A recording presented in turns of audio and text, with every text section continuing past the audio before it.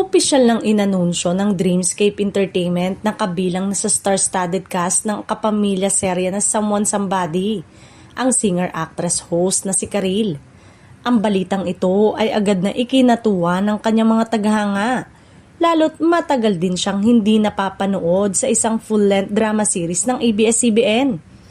Ang naturang proyekto ang magsisilbing comeback ni Karil sa kapamilya drama matapos ang halos isang dekada.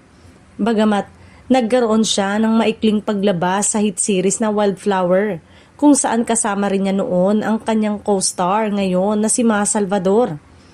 Ang huli niyang major drama role ay noong 2016 sa seryeng Born for You na pinagbidahan ni na Elmo Magalona at Janela Salvador. Sa ngayon, nananatiling palaisipan kung ano ang magiging papel ng tinaguriang showbiz royalty sa nasabing serye. Walang inilalabas na detalye kung siya ba ay gaganap bilang kaalyado, kontrabida o mahalagang karakter na magbibigay ng twist sa kwento. Dahilan upang mas lalong tumaas ang interes ng publiko.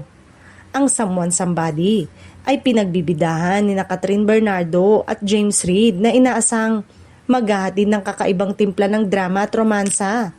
Dahil dito, mas lalo pang naging kaabang-abang ang serye sa pagdaragdag ng mga veterano at respetadong artista gaya ni Karil na kilala sa lalim at husay sa pag-arte.